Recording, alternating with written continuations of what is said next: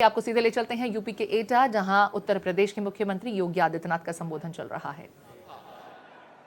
कांग्रेस की शरारत के नाते उनको उनकी मूल जाति से आरक्षण की सुविधा से वंचित करने का पाप कांग्रेस ने किया है। कांग्रेस ने, और याद करिए, एरिया समाज को मैंने स्वयं लखनऊ बुलाया था और उनके बारे में मैंने स्वयं भारत सरकार को प्रस्ताव भेजा है कि इनको भी अनुसूचित जाति की सुविधा का लाभ मिलना चाहिए। बहनों और भाइयों, यही नहीं, बघेल पाल समाज और धनगढ़, बघेल एसपी सिंह बघेल भारतीय जनता पार्टी के सांसद हैं। अजीत पाल भारतीय जनता पार्टी के विधायक और प्रदेश सरकार में मेरे सहयोगी मंत्री हैं। भारतीय जनता पार्टी अकेली पार्टी है। याद करिए, समाजवादी पार्टी के समय में जब राजू पाल की हत्या हुई थी और जब एक माफिया ने उमेश पाल की हत्या की थी, तो बहनों और भाइयों, माफिया कैसे मिट्टी में मिल गया है यह सबको पता है। और मैं आपसे यही कहने के लिए आया हूं, बहनों और भाइयों, मैं आपसे यही कहने के लिए आया हूं, भारतीय जनता पार्टी आपके हितों के लिए पूरी संवेदनशील तरीके से कार्य कर रही है, पूरी मजबूती के साथ काम कर रही है। ये चुनाव में हमें व्यक्ति नहीं देखना है, जाति नहीं देखनी है, मत और मजहब नहीं देखना है। चुनाव में हमें केवल मोदी जी को देखना है। पूरे देश के अंदर एक ही आवाज है। कल मैं महाराष्ट्र में था, परसों में वेस्ट बंगाल में था।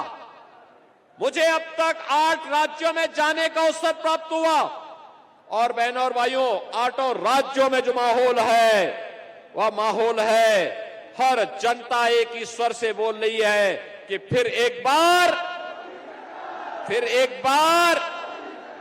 पूरा पंडाल एक साथ बोले, जिससे दिल्ली तक आपका स्वर गूंजे। फिर एक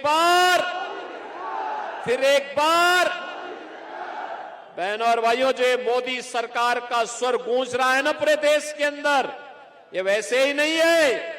मोदी जी के नेतृत्व में 10 वर्ष में देश की कायाकल्प करने का जो कार्य हुआ है, आज उसके प्रति मोदी जी को कृतज्ञता ज्ञापित करते हुए आशीर्वाद जनता जनार्दन का प्राप्त हो रहा है। और उसी के लिए मैं आपका आह्वान करने के लिए आया हूं। याद करिए, ये कांग्रेस सपा की सरकार जब केंद्र में थी, बहुजन समाज पार्टी उनको सपोर्ट कर रही थी, तब क्या हाल थे? आतंकी घटनाएं कहीं भी हो जाती थी, विस्फोट कहीं भी हो जाते थे। अयोध्या में राम जन्मभूमि पर हमला हुआ, काशी में संकट मोचन मंदिर पर हमला हुआ, लखनऊ में हमले हुए, सीआरपीएफ के कैंप रामपुर में हमला हुआ। लेकिन बहनों और भाइयों, याद करिए, भारतीय जनता पार्टी के 10 वर्ष के कार्यकाल में दुनिया में भारत का सम्मान बढ़ा, देश की सीमाएं सुरक्षित हुई, आतंकवाद और नक्सलवाद नियंत्रित हुआ। अब तो कहीं पे जोर से पटाखा फट जाए तो पाकिस्तान सफाई देता है कि मेरा हाथ नहीं है। बहनों और भाइयों, ये होती है देश की धमक, और ये मोदी जी के नेतृत्व में हो पाया। और मैं इसीलिए आज आपसे कहने के लिए आया हूं, विकास के कार्य हो रहे हैं, highway, railway, metro, 1 district 1 medical college, एटा में भी मेडिकल कॉलेज बना, कासगंज में भी मेडिकल कॉलेज बनाने की कार्रवाई प्रचलित है।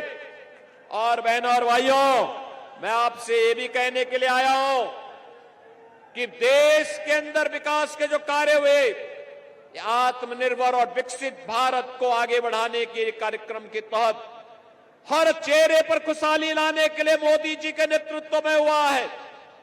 बहनों और भाइयों, गरीब कल्याणकारी योजनाओं का कार्य किस हद तक हुआ? 80 करोड़ गरीब राशन का सुविधा का लाभ प्राप्त कर रहे हैं।